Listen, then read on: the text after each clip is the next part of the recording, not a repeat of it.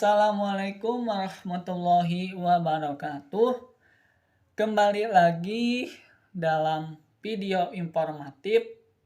Kali ini saya akan mewawancarai salah satu dosen di tempat kuliah saya. Saya akan mewawancarai salah satu dosen yakni Bapak Dr. Surya Hadidharma MUD. Maka dari itu tonton sampai selesai ya video wawancara saya dengan salah satu dosen di kampus saya belajar. Baik Pak, terima kasih atas waktunya yang diberikan oleh Bapak dan juga bisa punya dua tujuan, yakni belajar lebih dalam bersama Bapak sebagai dosen, yang kedua sebagai syarat ujian mata kuliah etika dan profesi kedokteran. Dan juga terima kasih ke Bapak juga telah menyempatkan waktunya yang pendek sekali acara yang dilaksanakan. Baik, langsung aja Pak ke pertanyaan yang pertama tentang konsep etika profesi keguruan. Pertama, menurut Bapak, kenapa sih Bapak itu menjadi dosen? Oke, terima kasih Kak Michelle sudah bergabung untuk sharing tentang mata kuliah etika dan profesi keguruan. Apa yang melatar belakangi saya menjadi seorang dosen di STI. Pertama, tentunya selain saya juga bagian dari alumni STI, membesarkan STI dan sebagainya, sehingga saya mempunyai tujuan untuk motivasi dalam mengajar di kampus ini. Salah satunya adalah pengabdian, salah satunya adalah bagaimana saya sebagai alumni ikut serta dalam upaya memajukan STI Mutakin lebih baik serta dengan yang lain. Terus yang kedua, pertanyaan yang kedua, ada sebuah pernyataan. Etika profesi keguruan adalah ketentuan-ketentuan moral atau kesusilaan yang merupakan pedoman bertindak bagi para guru. Ketentuan-ketentuan moral atau kesusilaan inilah yang mengatur bagaimana seharusnya guru itu pertama bersikap, yang kedua bertindak, yang ketiga berbuat secara profesional. Bagaimana tanggapan Bapak atas pernyataan tersebut? Baik, kalau saya tangkap dari inti dari apa yang Kang Michelle sampaikan, bahwa poros utama itu adalah bagaimana pembentukan sikap, bagaimana pembentukan karakter gitu ya. Jadi etika profesi keguruan ini bagaimana seorang pendidik itu mempunyai sikap kepribadian, baik itu dalam aspek profesionalismenya, pedagogiknya, sosial dan kepribadian itu betul-betul mencerminkan dan menjadi contoh bagi siswa yang mahasiswa. Menurut Bapak di atas pernyataan di atas, menurut Bapak penting nggak?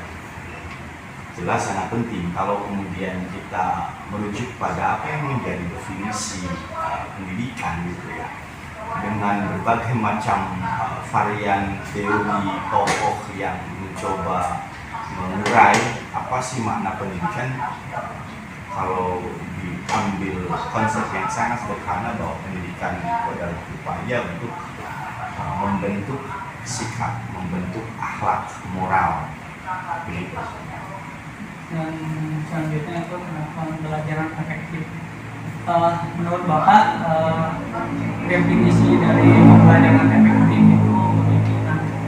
Oke, pembelajaran efektif dalam pembelajaran tentu ada yang namanya interaksi, ada pesan, ada materi yang kemudian coba disampaikan kepada peserta didik. Kalau saya pribadi melihat proses pembelajaran itu pada prinsipnya adalah bagaimana antara guru dan murid itu sama-sama saling mengisi, apalagi dalam konteks mahasiswa. Dosen nggak bisa memandang bahwa mahasiswa itu datang ke kampus tanpa membawa informasi apapun, tanpa membawa catatan-catatan penting, pengetahuan yang ada dalam pikirannya. Itu artinya khusus dalam dunia mahasiswa, dosen dan mahasiswa sama-sama belajar pada prinsipnya, sama-sama mengkaji tentang sesuatu hal. Menurut Bapak pembelajaran efektif itu penting nggak? Sangat penting tentunya. Yang dimaksud efektif itu sendiri bagaimana setiap tema-tema yang dibahas bisa lebih mudah dipahami dengan perangkat-perangkat yang ada, dengan metode yang digunakan, pendekatan pembelajaran yang digunakan, agar penggunaan bahasa yang disampaikan oleh pendidik atau dosen dalam hal ini mudah dicerna dan dipahami. Gitu. Bagaimana cara Bapak dalam melaksanakan pembelajaran efektif?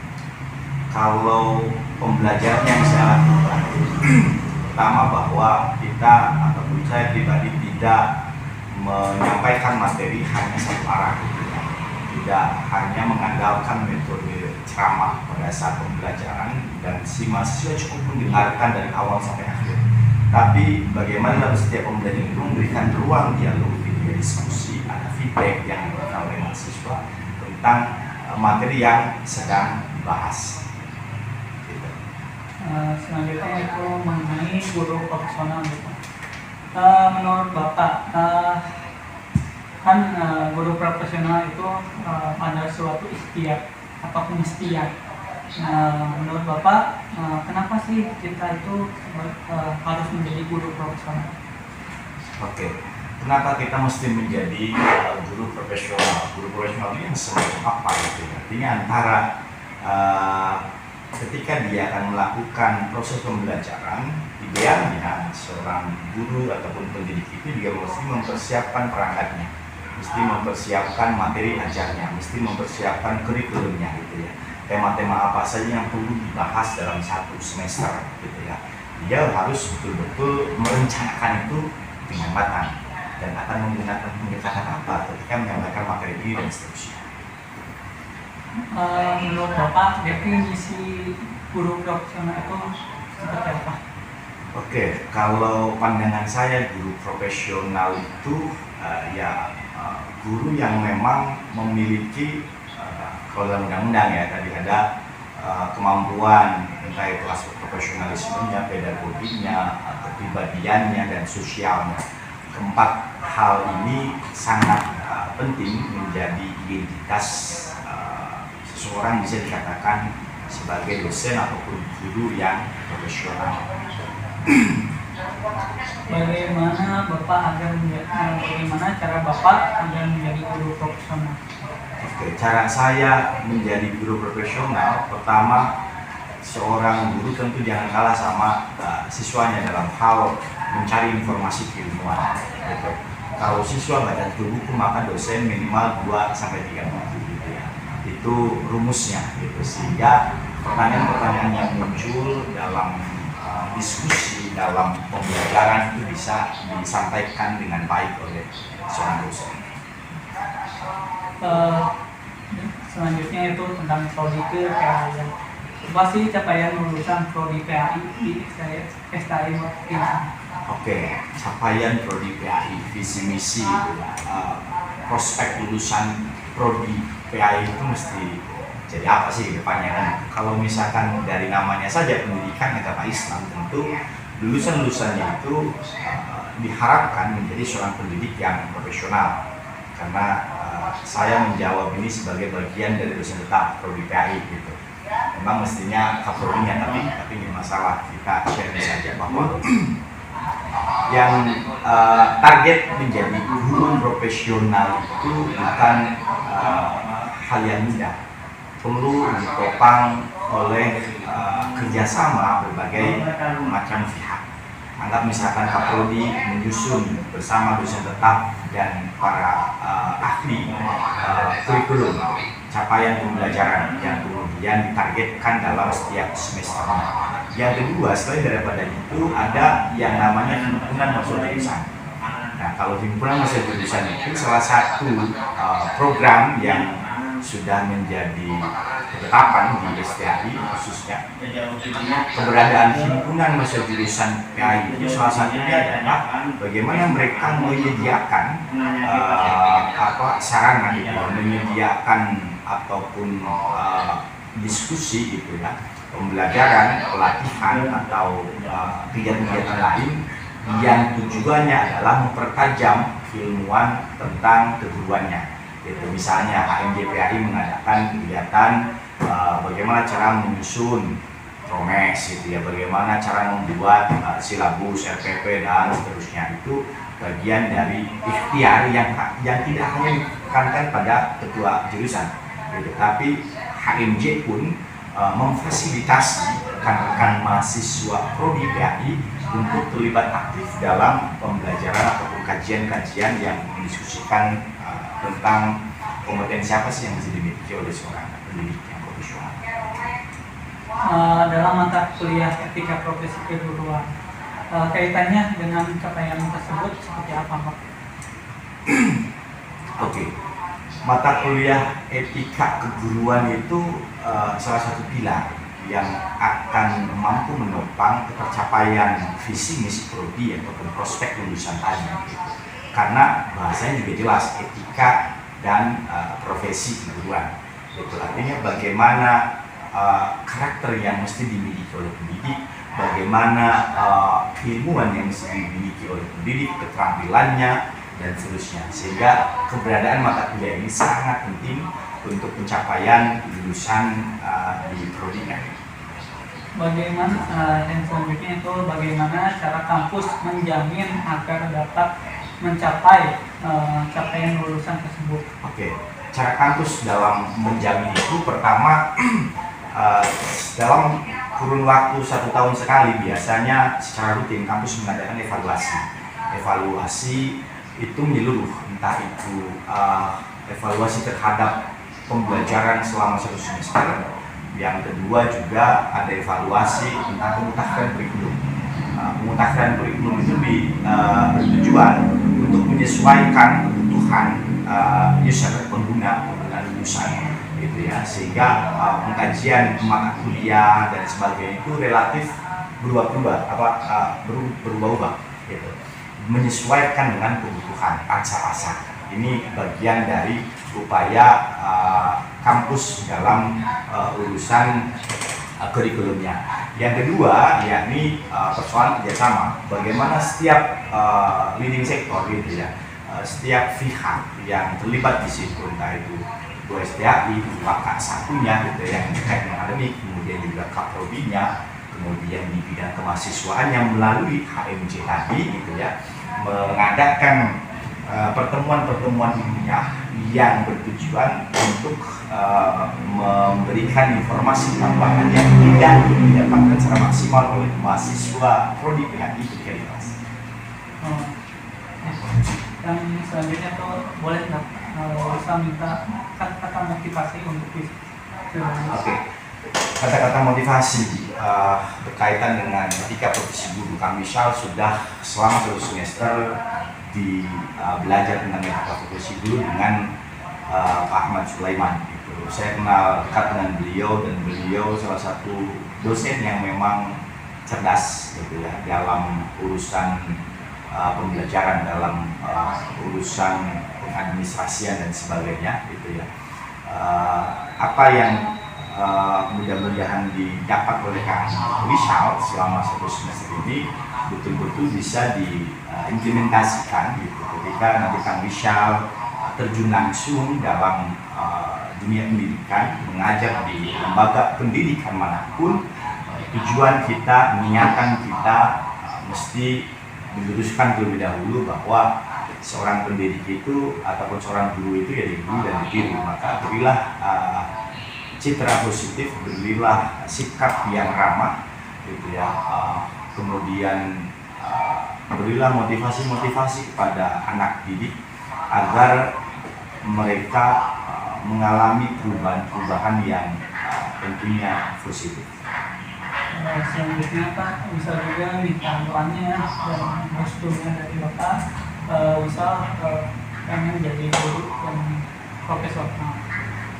Oke, siap. Mudah-mudahan Kang Rizal tercapai apa yang diharapkan menjadi seorang guru profesional, karena semakin berkualitas lulusan, gitu, semakin berkualitas Kang Rizal, maka bukan hanya Kang Rizal yang merasakan manisnya dari tercerahkannya pola pikir kita tentang dunia pendidikan, tetapi juga akan berdampak positif terhadap STI itu sendiri. Tapi manakala mahasiswa itu tidak mencerminkan apa yang menjadi prioritas dan visi misi prodi, itu justru akan memberikan efek negatif. Gitu. Nah ini oleh karenanya upaya yang maksimum dari semua pihak untuk mencapai visi misi tadi harus betul-betul dilaksanakan sebagai langkah antisipasi terhadap mahasiswa yang memang tidak serius dalam mengikuti pembelajaran sehingga dicitrakan kurang baik. Oleh karenanya mudah-mudahan dengan adanya mata kuliah etika dan profesi guru ini menambah pengetahuan yang luar biasa kepada mahasiswa tentang idealnya menjadi seorang guru itu seperti apa.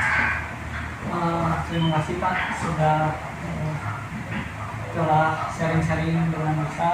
Terima kasih juga ilmunya banyak sekali yang bisa didapatkan. Sekali lagi ya, terima kasih. Oke, sama-sama Kang Rizal. Baik, saya akan menjelaskan tentang konsep etika profesi keguruan. Konsep etika menurut Islam yang dikutip dari buku Etika Profesi Keguruan karya Imron Fauzi, bahwa etika dalam Islam menyangkut norma dan ajaran yang menganut sistem kehidupan, baik itu secara individu, lembaga, kelompok, dan masyarakat dalam interaksi hidup antara individu, antar kelompok, atau masyarakat dalam konteks hubungan dengan Allah dan lingkungan. Di dalam sistem etika Islam ada sistem penilaian. Jadi di dalam Islam ini dijelaskan bahwa etika ini berkaitan dengan nilai. Nilai dibagi dua menurut Islam, yakni penilaian baik dan penilaian buruk. Dikutip di buku yang sama bahwa konsep profesi adalah suatu jabatan atau pekerjaan yang menuntut keahlian dari para anggotanya. Artinya, ia tidak bisa dilakukan oleh sembarangan orang yang tidak dilatih dan tidak dipersiapkan secara khusus untuk melakukan pekerjaan itu. Keahlian diperoleh melalui apa yang disebut profesionalisasi yang dilakukan baik sebelum seseorang menjalani profesi itu, pendidikan pelatihan prajabatan, maupun setelah menjalani suatu profesi. Di luar pengertian ini ada beberapa ciri khusus yang berkaitan dengan profesi keguruan. Jadi dapat disimpulkan bahwa profesi ini tidak asal-asalan dan juga tidak diperuntukkan bagi orang-orang yang tidak terlatih. Jadi apabila seseorang ingin menekuni profesi keguruan, maka ikuti langkah-langkah seperti menempuh kuliah S1 atau S2. Yang kedua yaitu mengikuti pelatihan-pelatihan baik itu BIMTEK, KKG atau sebagainya, ataupun akreditasi sekolah. Jadi apabila kita sebagai orang yang ingin menekuni profesi keguruan, maka harus mengikuti aturan-aturan yang telah ditetapkan. Tidak asal-asalan, karena profesi ini adalah suatu pekerjaan yang dituntut oleh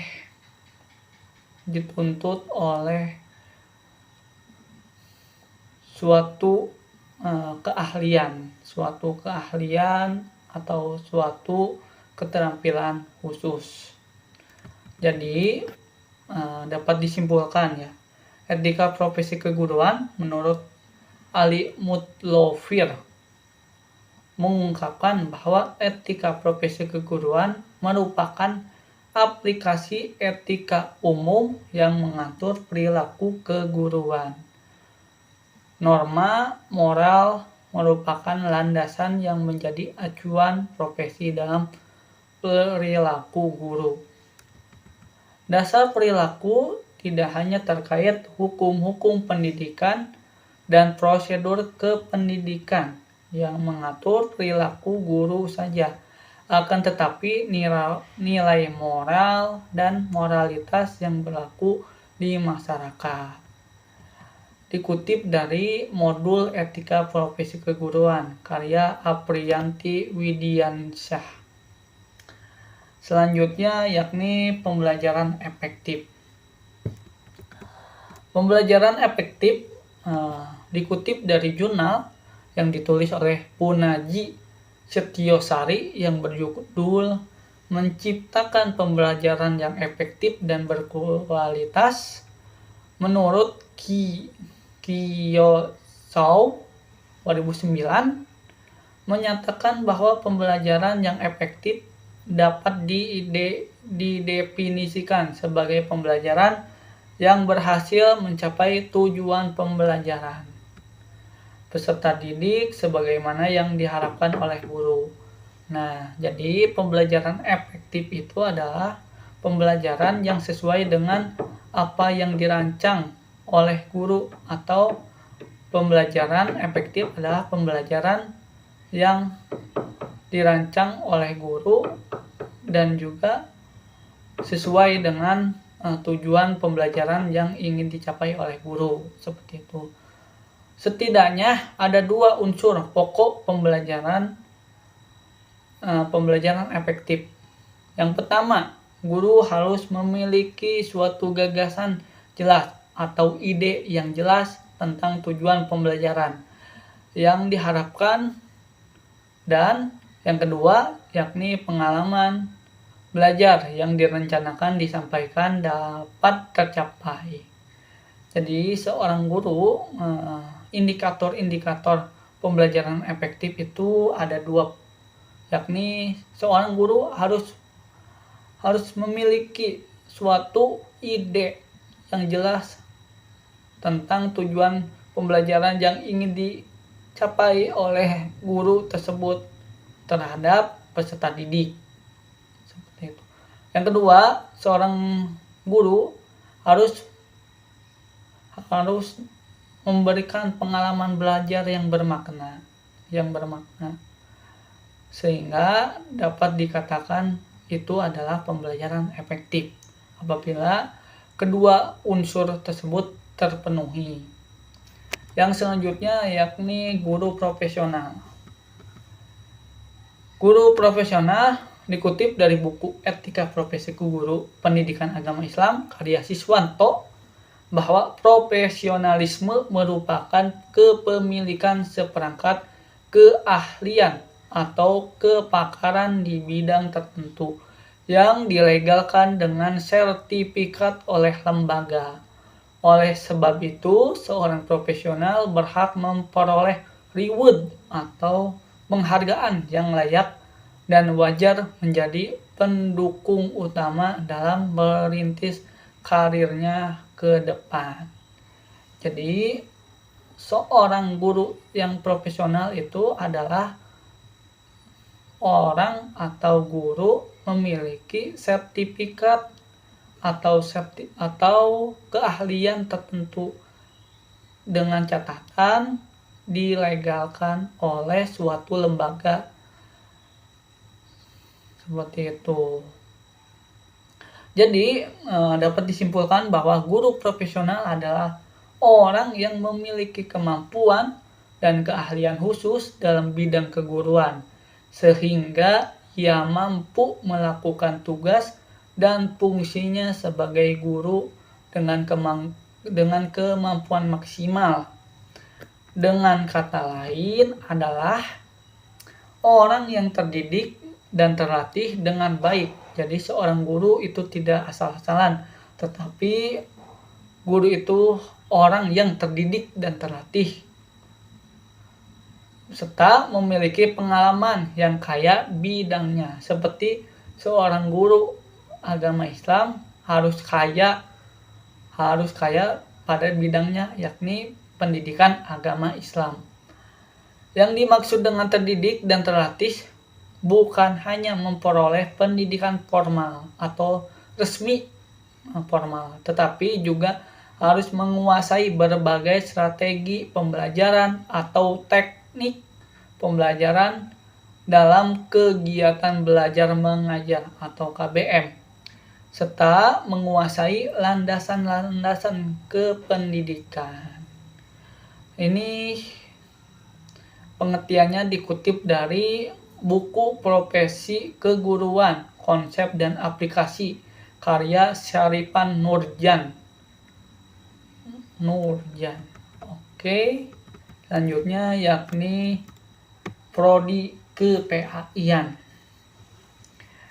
Dikutip dari visi misi dalam kampus STAI Dr. Hajat Mutakin atau kampus penulis, bahwa prodi PAI di STAI Dr. Hajat Mutakin memiliki visi yakni meningkatkan profesionalisme pendidik agama Islam dengan 3 literasi, yakni literasi data, literasi manusia, dan literasi teknologi di Jawa Barat pada tahun 2023. Jadi visi dari prodi PAI STAI Dr. Hajat Mutakin adalah untuk mencetak guru profesional secara singkatnya seperti itu,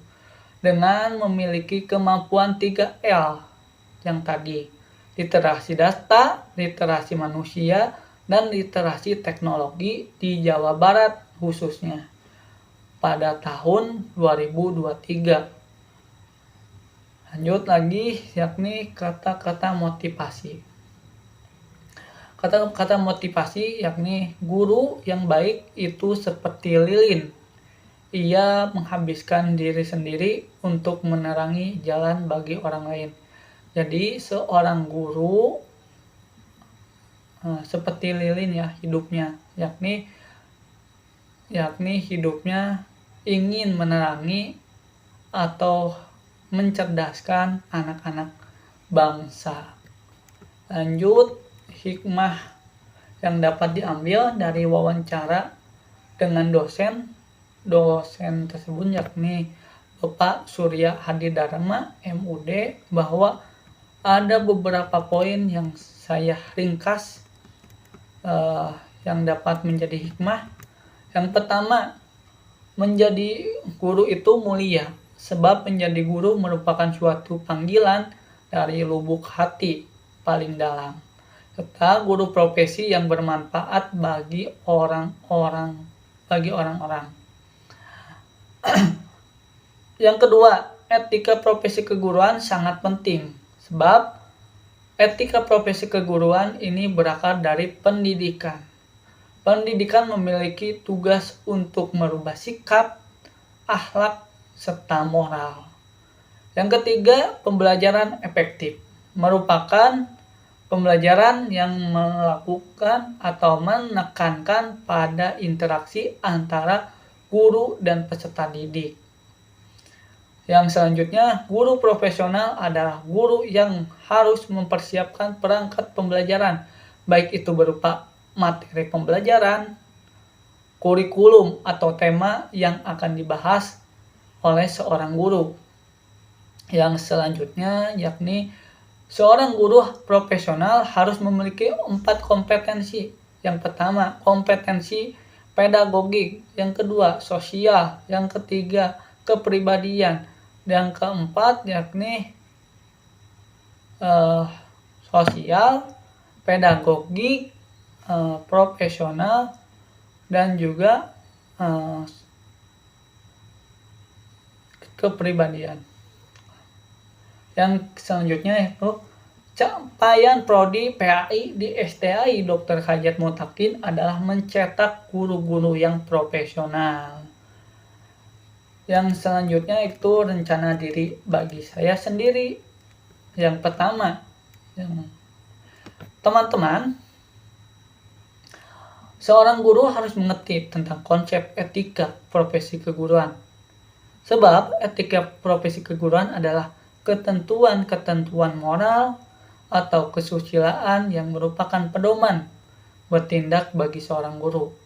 Ketentuan-ketentuan moral atau kesusilaan inilah yang mengatur bagaimana seharusnya guru itu bersikap, bertindak, atau berbuat secara profesional. Yang kedua, saya sebagai mahasiswa PAI harus menciptakan pembelajaran yang efektif ketika sudah mengajar. Harus sesuai dengan zaman dan tuntutan agama, baik itu strategi yang dipakai, metode yang digunakan, dan sebagainya. Yang ketiga, yakni saya harus bisa menjadi guru profesional sesuai dengan 4 kompetensi yang ditentukan. Selain itu, saya akan mengikuti pelatihan-pelatihan menjadi guru profesional, baik itu KKG, BIMTEK, atau akreditasi, dan sebagainya.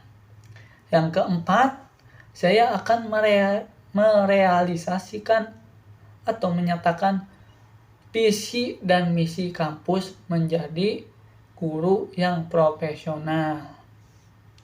Baik, teman-teman, menjadi guru begitu mulia dan luar biasa. Agar kemuliaan itu didapat, kita harus menjadi guru yang sesuai harapan. Untuk yang sudah menjadi guru, pastikan untuk pertama, tingkatkan kualitas pembelajaran dalam kelas. Yang kedua, teruslah belajar, jangan merasa puas. Yang ketiga, gunakan media atau metode yang bervariasi. Untuk yang menjadi guru, saya mengajak diri saya sendiri, juga kita semua, untuk yang pertama, tekun belajar dalam kuliah keguruan seperti pendidikan agama Islam. Yang kedua, beradaptasi dengan tantangan pendidikan yang terus dinamis. Yang ketiga, terus mengasah kompetensi-kompetensi sebagai guru. Baik, teman-teman, itu saja dari saya. Billahi taufiq wal hidayah. Wassalamualaikum warahmatullahi wabarakatuh.